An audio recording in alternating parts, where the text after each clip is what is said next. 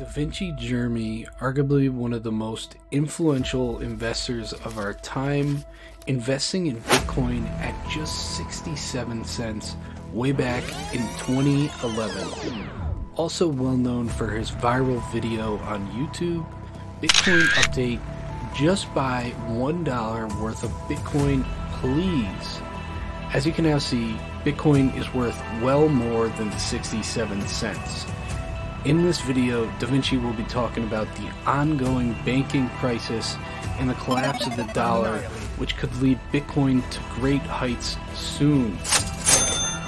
Pay attention to this next section where Davinci talks about the possibility of Bitcoin price crashing, but instead soaring to recent highs despite the recent banking uncertainty. And also, don't forget to like and subscribe if you like finance content, and leave your comments down below.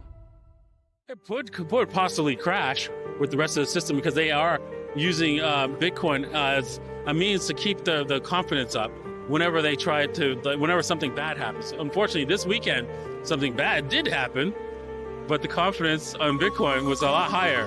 Why? Because people are realizing that, these banks don't have any money, and the only way out of money is to buy assets. Bitcoin is the #1 asset because it has limited supply. They don't have enough capital to survive a full bank run. However, the Federal Reserve does. Sure. Because they just print as much money as they want. And so, effectively, you've seen the SVB get bailed out effectively by the Federal Reserve by insuring all their bad debts, all the bad assets, basically. The depositors are insured now? Exactly. They're all covered. Everybody's covered. And all the other banks are covered as well.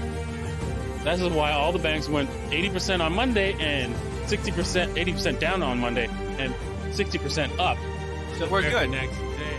Well, there is another crisis coming. Another huge crisis is confidence in the dollar. If you continue to print money, the confidence in dollar is going to erode.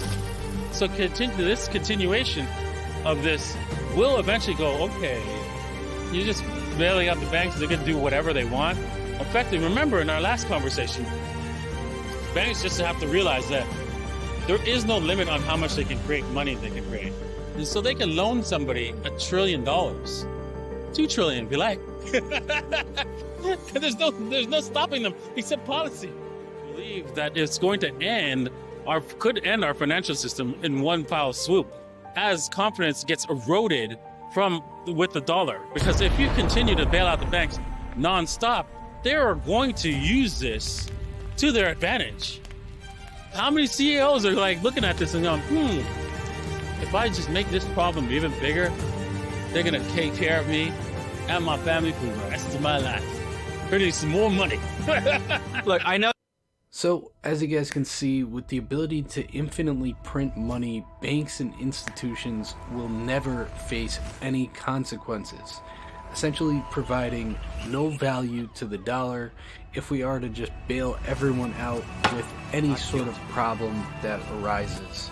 As you guys can probably start to see where this could potentially be problematic. So, what does this mean for us? What does this mean for the dollar? What does this mean for Bitcoin? Well, watch this next part where he explains everything, where Bitcoin is going, what will happen if the dollar collapses, and where to put your money short and long term. Not at all. I think it's strengthened it. Maybe we could possibly get 100K this year, because of this crisis. I think a lot of confidence will be lost in the dollar, and man, that is going to be a scary ride. Now, it's not the end of the world. People are thinking, oh man, if the dollar collapses, that's it. Everybody's going to die. No. All the buildings are still going to be here. All the services and stuff like that are still going to be here. All the restaurants, everything's still going to be here. The only thing that's missing is the money. It's like having little problems, but that's okay. The world doesn't come to an end because we're having problems with money. In your opinion, the best inflation hedge? Well, the best inflation hedge, it depends on your time horizon, right? So if you're only looking to solve the inflation problem with a short-term time frame like 6 months to a year, you're probably better off with maybe gold, but even then, right, you might lose a few percentage if you need to cash it out.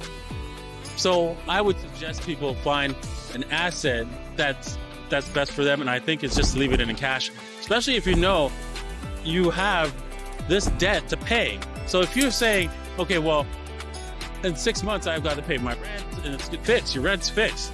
You got to pay these debts, these mortgage payments, whatever it is. If it's the debt denominated in dollars, that is the money that you should be holding, because you have those debts coming due in the future, and they're denominated in dollars, and they can't be changed. As long as they can't be changed, that's fine. Now, if it does change, I think Bitcoin would probably be even better if things get really out of whack and you have to save. If you're saving for a longer term, if you're saving for a long term, over 5 years, Bitcoin's the best thing to own over gold.